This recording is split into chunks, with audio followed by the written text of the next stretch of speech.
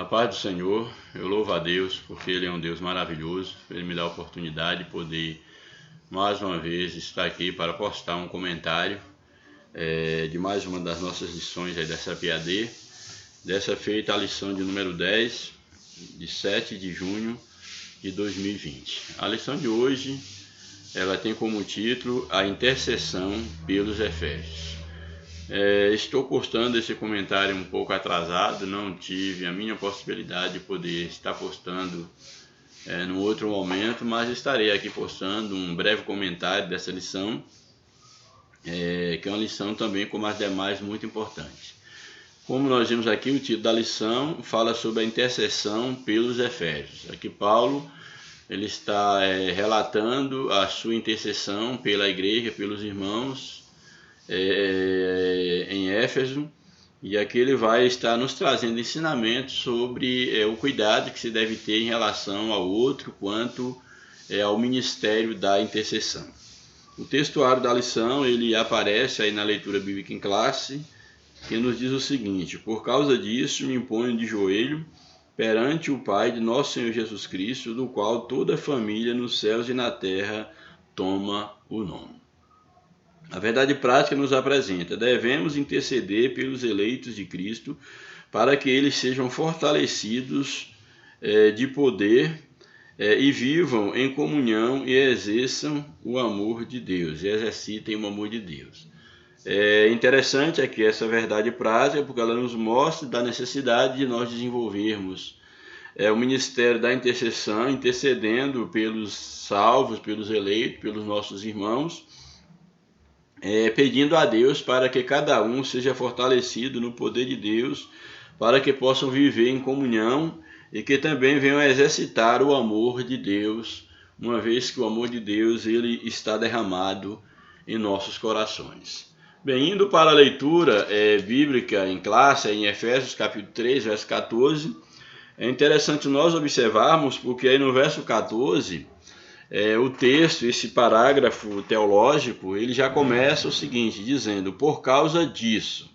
Então, uma vez que nós temos a expressão por causa disso, dá-nos a entender que Paulo estava tratando de um assunto anteriormente, e para que nós entendamos o que seria isso, por causa disso, o que é disso que Paulo está tratando aqui, é necessário que nós retomemos aí o contexto anterior, aí a partir do capítulo 2, todo o capítulo 2 e início do capítulo 3 para nós entendermos. Ou seja, no capítulo 2, no início do capítulo 2, nos primeiros versos, Paulo apresenta aí a salvação pela graça, mostrando que a salvação é tão somente pela graça, não é pelas obras da lei, uma vez que para Deus não há circuncisão nem circuncisão, mas a circuncisão é em termos espirituais.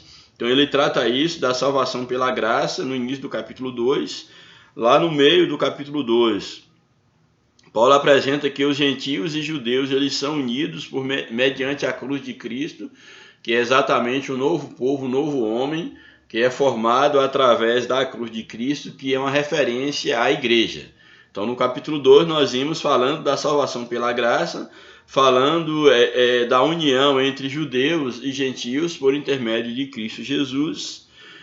No início do capítulo 3, Paulo fala sobre o ministério da vocação dos gentios e o seu apostolado. Paulo fala exatamente esse ministério dos gentios, e ele fala em relação à questão do mistério que esteve oculto em Deus, que é exatamente a formação da igreja, e na igreja nós temos exatamente a constituição desse novo povo. Também nesse capítulo 3, Paulo fala sobre o fundamento sobre o qual a igreja está fundada, que é Cristo, que é o fundamento, a mensagem dos apóstolos e dos profetas, e ele vai exatamente mostrar que esse é o mistério, a igreja é o mistério que esteve oculto em Deus, e compete também à própria igreja manifestar esse mistério para o mundo, que é exatamente esse novo povo de Deus, que é a própria igreja. Também Paulo, no final aí do capítulo, do versículo 13 do capítulo 3, ele fala, ele pede aos irmãos que eles não desfaleçam nas tribulações que eles passavam, porque essas tribulações eram exatamente a glória daqueles irmãos.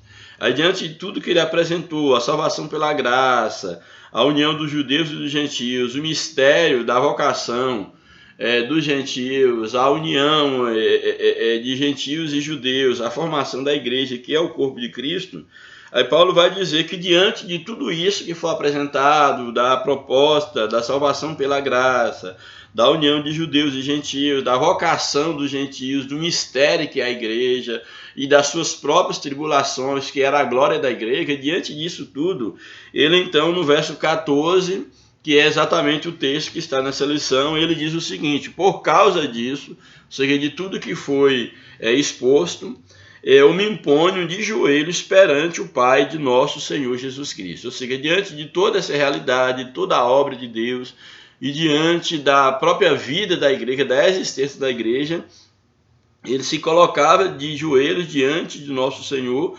exatamente para interceder pela igreja, para que a igreja pudesse manter essa unidade, essa comunhão, essa relação com Deus. É exatamente o que nós temos aí na leitura bíblica em classe, aí a partir do verso 14, do capítulo 3, até o verso de número 21. Então, indo ao texto: por causa disso, me imponho de joelhos perante o Pai de nosso Senhor Jesus Cristo, do qual toda a família nos céus e na terra tomam nomes. Aqui é interessante, porque nós sabemos que a Bíblia diz que por ele, porque dele, por ele, para ele são todas as coisas. E a ideia de que Paulo coloca aqui, que ele põe de joelho diante de nosso Deus Pai, Pai do nosso Senhor Jesus Cristo, do qual, desse Deus, toda a família nos céus e na terra toma o nome, porque exatamente nada subsiste se não for a partir do poder de Deus, o nome do Senhor. Podemos dizer assim, a marca de Deus está em toda a criatura, e em se tratando da igreja, mais especificamente falando, a igreja é exatamente o corpo de Cristo, leva sobre si o nome de Cristo, uma vez que é o templo de morada de Deus. Mas, num sentido geral, toda a terra, todos os céus e toda a terra está submissa ao nome, os submissos ao nome de Cristo, para que, segundo as riquezas da sua glória, da glória de Cristo, da glória de Deus, ele vos conceda que sejais corroborados, confirmados com o poder pelo seu Espírito no homem interior. Então, Paulo aqui intercede para que a igreja ela possa desfrutar da riqueza da glória de Deus, e que ela seja cheia, que os irmãos sejam cheios do Espírito no homem interior, que o homem interior de cada irmão esteja sendo tomado pelo poder do Espírito Santo, para que Cristo, verso 17, para que Cristo habite pela fé no vosso coração, a fim de estando arraigados e fundados em amor. Muito interessante, porque a oração de Paulo aqui aos Efésios era que Cristo ele habitasse pela fé naqueles irmãos. E aí me chama a atenção que esse estar habitado por Cristo é exatamente com a finalidade, quando ele encerra esse verso 17, dizendo, a fim de que, estando arraigados. Aqui a ideia de arraigado nos traz aqui a imagem de uma árvore cujas raízes estão bem aprofundadas no solo, e o porte de uma árvore, o tamanho de uma árvore, está diretamente proporcional ao tamanho das suas raízes. Quanto maior é uma árvore, mais profunda tem que ser as suas raízes para que ela possa se sustentar. Então, o sustento de uma árvore está ligado diretamente às suas raízes. E aqui Paulo exatamente fala da habitação, o crente como habitação de Cristo, para que possa estar arraigados, ou seja, arraigados em Deus, para que possa ter firmeza espiritual, e que essas raízes elas sejam fundadas, elas sejam fincadas no próprio Cristo, no amor de Cristo. Então, para que estejam arraigados e fundados em amor. A ideia aqui de fundado nos lembra de uma fundação, nos lembra de um edifício, e nós vimos na lição passada e em lições passadas que a igreja é esse edifício que está fundado no fundamento, sendo redundante, que é Cristo. Então, Paulo aqui, quando ele coloca da necessidade de Cristo habitar pela fé no coração dos irmãos, a fim de que eles estivessem arraigados como uma árvore e estivessem fundados em Cristo como um edifício, como uma forte construção. Então aí o verso 17, retomando, para que Cristo habite pela fé em vosso coração, a fim de que, estando arraigados e fundados em amor, poderdes perfeitamente compreender com todos os demais santos, qual seja a largura, o comprimento, a altura e a profundidade, no caso de Cristo. Então é interessante por quê? Porque para que os cristãos eles pudessem compreender perfeitamente, juntamente com os demais santos, a largura e a profundidade do amor de Cristo, isso só seria possível se eles estivessem arraigados e fundados no próprio Cristo, pois seria do próprio Cristo que eles receberiam esse conhecimento sobre o amor, sobre a largura, sobre a profundidade do amor de Deus. Então, entender os mistérios de Cristo, entender a própria vida de Cristo, só é possível para aqueles que estão arraigados, fundados em Cristo. Que é isso que ele está colocando, quando ele coloca no verso 18, para poderes perfeitamente compreender com todos os santos qual seja a largura, o comprimento, a altura e a profundidade, e conhecer o amor de Cristo que excede todo entendimento, para que sejais cheio de toda a plenitude de Deus.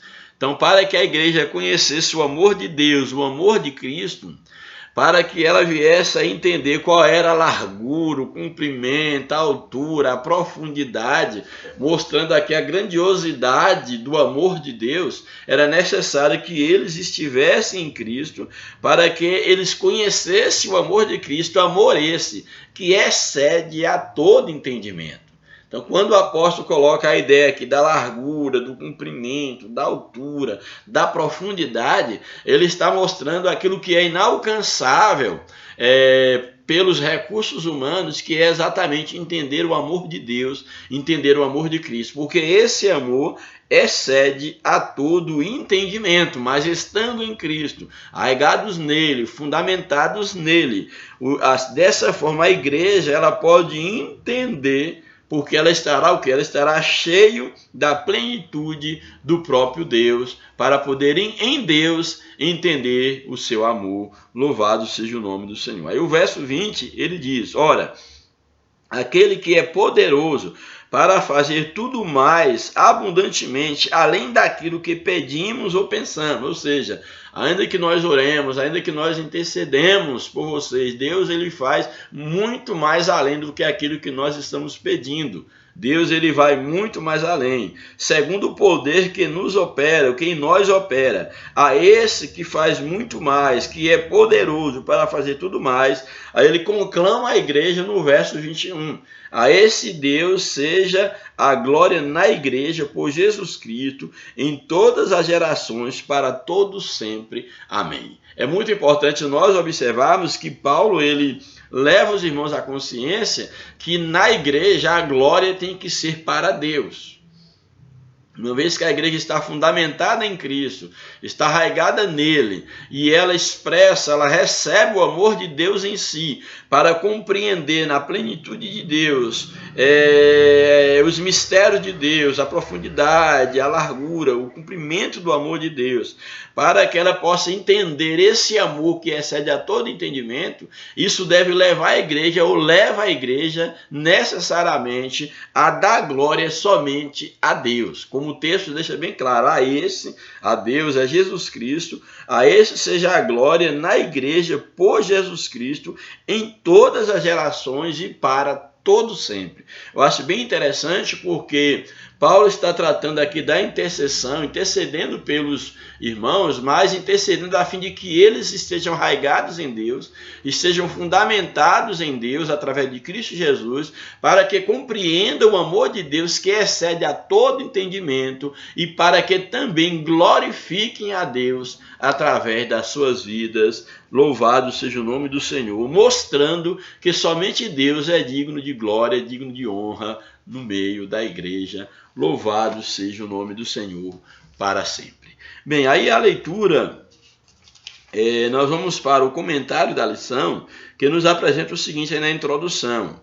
Após revelar o mistério oculto e todas as suas dádivas, Paulo passa a orar em favor da igreja de Cristo. Na intercessão paulina, aprendemos que Deus pode fazer tudo além do que pedimos ou pensamos, sendo Ele o único que é digno de ser glorificado. Louvado seja o Senhor. Refletir sobre a oração intercessória do apóstolo é o tema desta lição. Então, essa lição ela se propõe refletir sobre a oração intercessória do apóstolo Paulo. Aí o primeiro tópico da lição nos apresenta corroborados, ou seja, confirmados, com o poder do Espírito. O apóstolo inicia sua oração ao Senhor com um pedido duplo. O poder do Espírito no homem interior e a presença de Cristo nos corações dos crentes. Então, Paulo ele inicia a sua oração intercessória pedindo que o poder do Espírito Santo possa habitar no homem interior, no salvo, e que também a presença de Cristo ela possa operar em cada coração. Louvado seja Deus. Aí o primeiro subtópico, as riquezas da sua glória.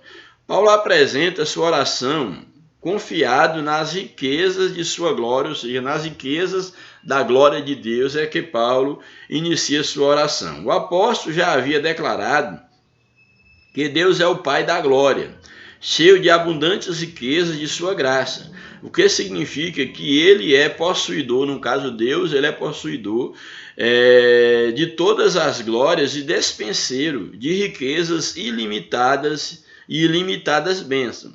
Em razão disso, Paulo pede para que a igreja seja fortalecida com o poder, que seja habitada por Cristo, que compreenda o amor divino e tenha um pleno desenvolvimento espiritual. Muito importante isso aqui, que a oração de Paulo é que as riquezas da glória de Deus elas sejam manifestas à igreja, que a igreja seja cheia da glória de Deus, ela entenda o amor de Deus, que ela possa entender, no caso, as riquezas da graça de Cristo, exatamente para ter um pleno desenvolvimento espiritual. É exatamente a proposta de Paulo ao invocar as riquezas da glória de Deus na sua oração intercessória pelos irmãos. Também o segundo subtópico, fortalecidos com poder. O primeiro pedido do apóstolo Paulo é para que a igreja seja corroborada com o poder pelo seu Espírito, ou seja, pelo Espírito Santo, melhor dizendo,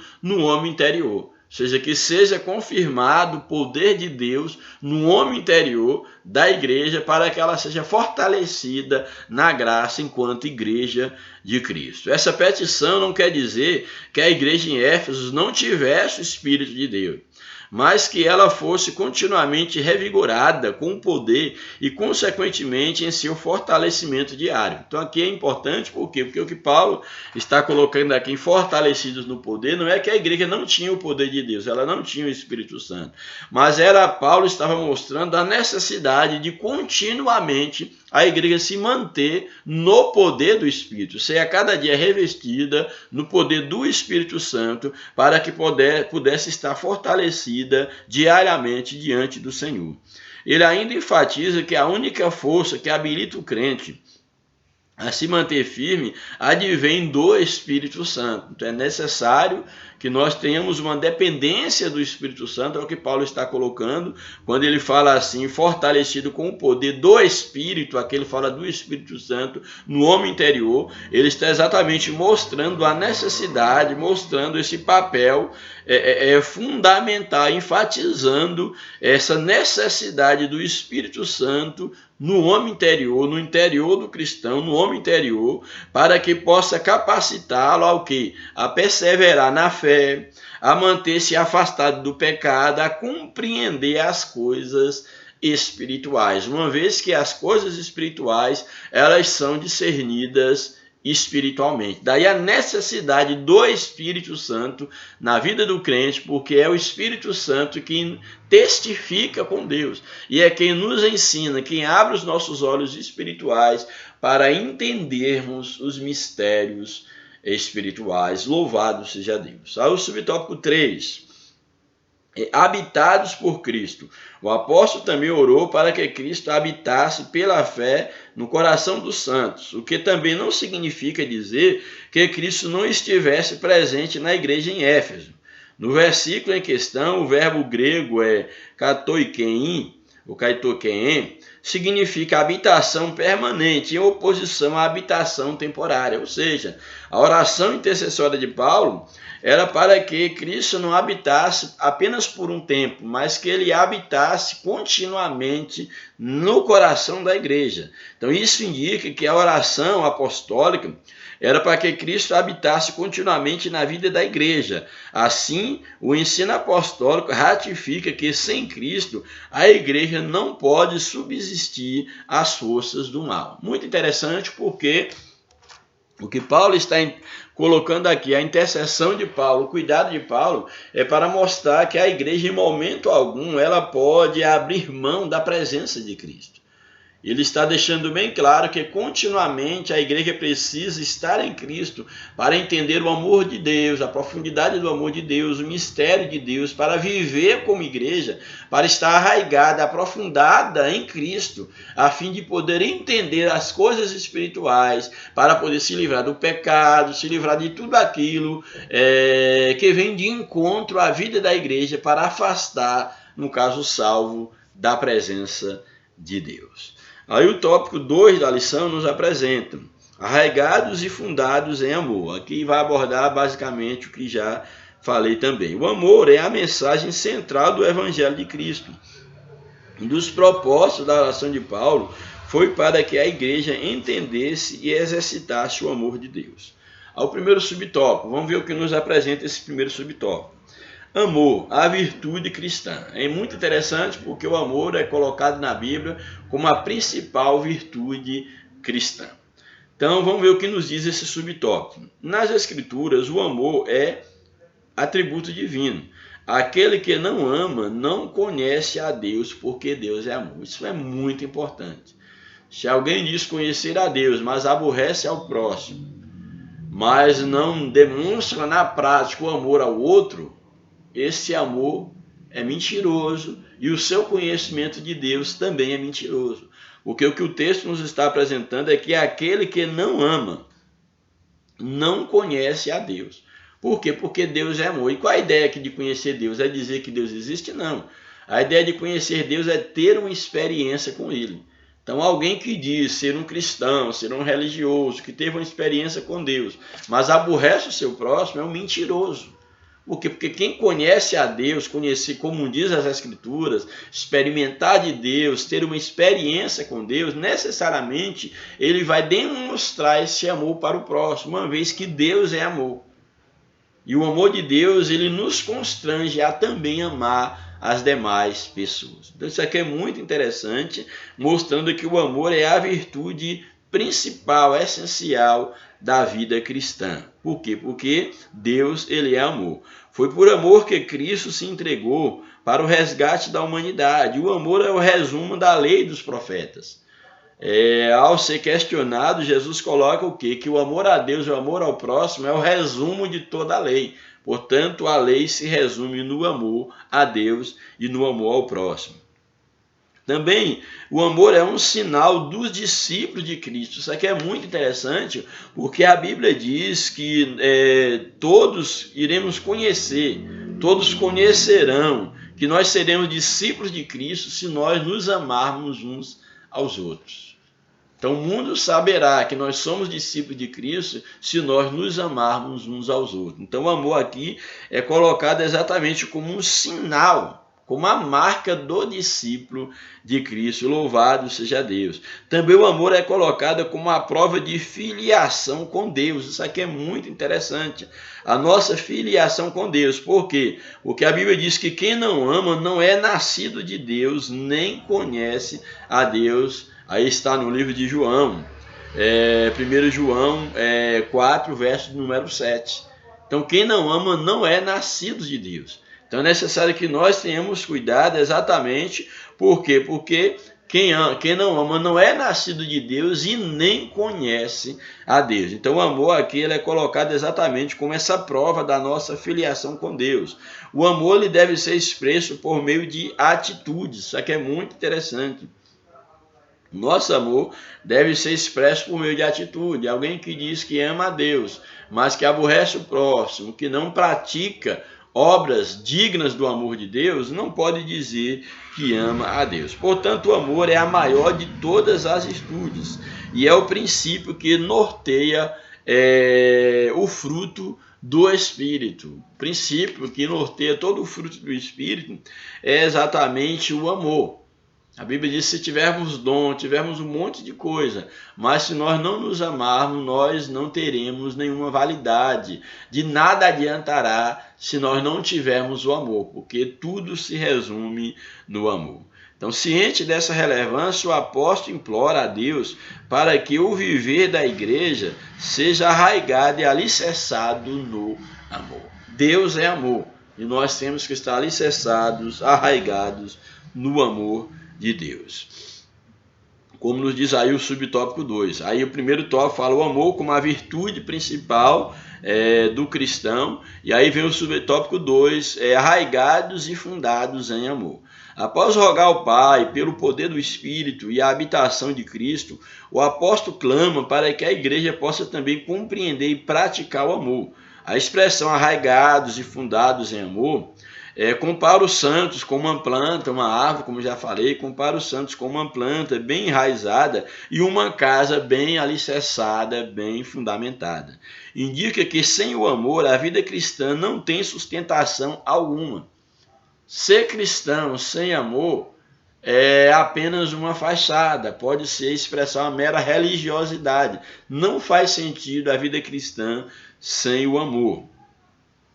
Por causa disso, o apóstolo insiste pela total compreensão de qual seja a largura, o comprimento, a altura, a profundidade do amor divino. Ou seja, é por isso que Paulo ele leva o crente a mergulhar em Cristo para perceber o quão profundo, o quão largo, o comprimento, a altura do amor de Deus, para que ele possa vivenciar esse amor no seu dia a dia. Isso aqui é muito importante. O uso dessas expressões aponta para a vastidão do amor de Cristo, que excede a todo entendimento. Indica que a lógica humana não pode mensurar a largura, a profundidade. A lógica humana não pode mensurar o amor de Deus. Mas para entender esse amor é necessário o homem estar mergulhado no amor de Deus, mergulhado no próprio Deus. Ao subtópico 3, a intensidade do amor de Cristo. Consciente de que somente o Espírito pode fazer entender e experimentar a grandeza do amor de Deus, Paulo pede para que os crentes conheçam a intensidade do amor de Cristo.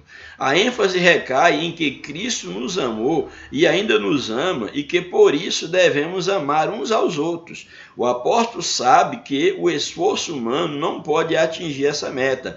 Assim, ele acrescenta esse pedido à oração para que os crentes sejam cheios de toda a plenitude de Deus. Então Paulo ele tinha consciência que o homem por si ele não pode amar como Deus ama, ele não pode alcançar o amor de Deus, ele não pode entender o amor de Deus. E aí o porquê da oração de Paulo, para que os irmãos fossem cheios do Espírito, para que então eles pudessem entender o amor de Deus, eles pudessem amar como um Deus quer que nós amemos. Mas isso só é possível não pela lógica humana, não pela vontade do homem, porque nenhum homem é bom o suficiente, mas o homem sendo cheio do Espírito de Deus, cheio do conhecimento de Deus, ele estará recebendo o amor do próprio Deus para poder também amar os demais, como Deus quer que nós amamos ou amemos. Louvado seja o nome do Senhor. E aí nós temos aí o último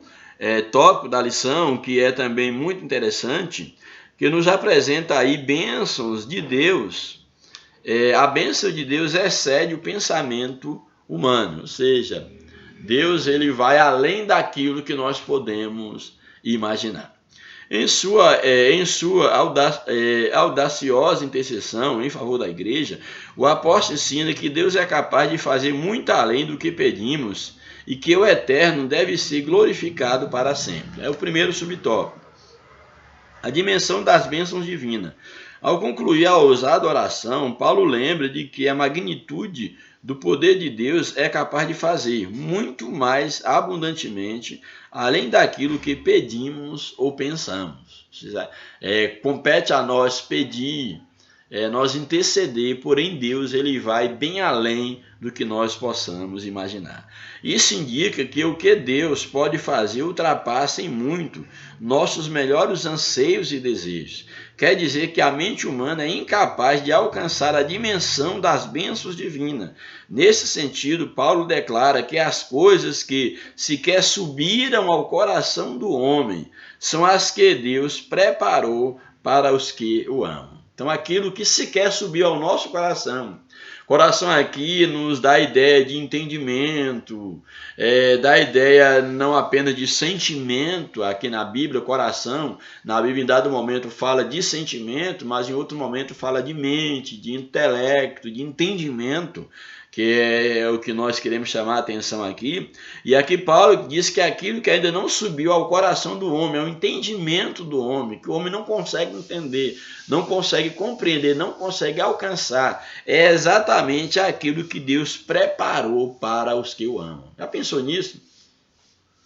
Mas que você imagine, que você busque de Deus, que você imagine ou tente imaginar aquilo que Deus tem feito, tem reservado para nós. A Bíblia diz que aquilo que ainda não subiu ao entendimento humano, ao coração do homem, é aquilo que Deus tem reservado para nós. Louvado seja o nome do Senhor. Essa instrução mostra que os pensamentos do Senhor são muito mais altos do que os nossos. Louvado seja Deus. Desse modo, o poder divino que age na vida do crente e suas bênçãos disponíveis são impossíveis de dimensionar. A grandeza do poder de nosso Deus é capaz de responder para além das mais corajosas, das mais bem feitas, das mais, vamos dizer assim, dinâmicas orações. Então Deus ele vai bem além. O segundo subtópico, um convite para a adoração. Paulo encerra esse capítulo com um convite de adoração a Deus, cuja glória é devida na igreja por Jesus Cristo em todas as gerações. A conclusão paulina não poderia ter sido diferente. Nos versículos anteriores, ele discorreu acerca da boa nova, do mistério revelado, das muitíssimas riquezas de Cristo conferidas à igreja, da grandeza do poder de Deus e da infinitude do amor e de todas as bênçãos divinas que excedem a compreensão humana. Além dessas e das demais bênçãos, a única coisa a ser acrescentada era o que? Era o louvor ao Senhor, Deus detentor de tamanhas dádivas. Então, diante de toda a grandeza, de tudo aquilo que Paulo havia apresentado, Paulo agora convida os irmãos para a adoração, adorar a Deus pelo que ele é, louvado seja o nome do Senhor.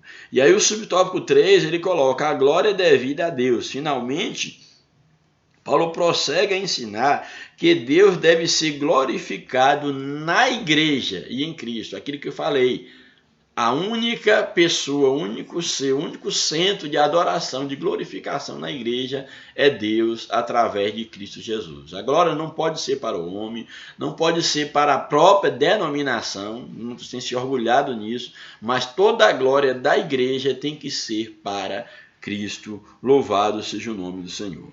Finalmente, Paulo prossegue a ensinar que Deus deve ser glorificado na igreja e em Cristo. Quer dizer que os atos de louvor, louvar e glorificar a Deus fazem parte dos propósitos da instituição da igreja. A igreja nunca terá glória em si mesma, pois toda a glória é exclusivamente tributada para Deus por intermédio da obra de Cristo. Então a igreja não tem glória em si mesma. A luz da igreja não é uma luz própria, ela reflete a luz de Deus, o sol da justiça. Então é necessário que nós entendamos que como a lua reflete a luz do sol, é necessário que nós entendamos que a igreja reflete a glória de Deus, a glória de Cristo. A Bíblia diz que Deus não dá a sua glória a outro. É necessário que nós entendamos que, como igreja de Cristo, como membros individualmente, nós não devemos estar buscando glória para nós mesmos, mas a nossa função é demonstrar, é mostrar ao mundo a glória de Deus nas nossas vidas, mostrar que tudo que nós fazemos, que nós nos movemos, que nós vivemos em torno da glorificação de Deus. Nós vivemos para a glória de Deus. Louvado seja o nome de Jesus. Em sua oração, o apóstolo anela que essa postura de adoração e exaltação a Cristo perdure por todas as gerações e enfatiza seu pedido com a frase para todo sempre, o que significa que deve ser praticado por todos os crentes em todo o tempo e para todo o sempre. Louvado seja o nome do Senhor. E aí, finalmente, a conclusão da lição nos apresenta a ousada intercessão de Paulo. Anelava o fortalecimento da igreja. O apóstolo tinha ciência de que o perseverar do cristão dependia de 4 princípios basilares, os quais ele pediu a Deus em oração. Quais eram esses princípios que dependia a vida da igreja? O fortalecimento de poder, a presença plena de Cristo, o intenso exercício do amor de Deus e o contínuo crescimento espiritual até encontrar a perfeição. Louvado seja Deus.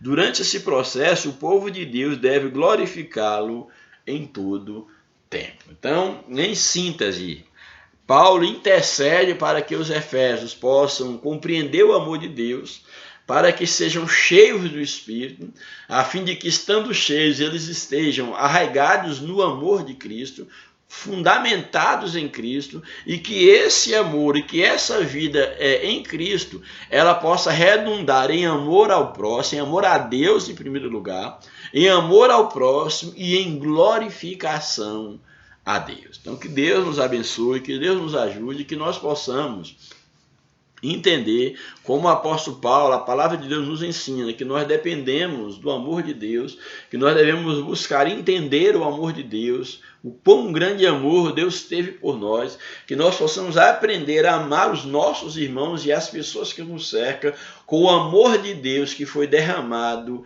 em nossos corações. Que Deus nos abençoe, que Deus abençoe a sua vida, que Deus abençoe a sua família, que você também, que nós possamos aprender como o apóstolo Paulo, a sermos intercessores, a interceder uns pelos outros, a fim de que nós possamos crescer em amor e que nós possamos viver a verdadeira unidade do Evangelho. Que Deus nos abençoe, um grande abraço, a paz do Senhor eis por nós, em nome de Jesus. Amém.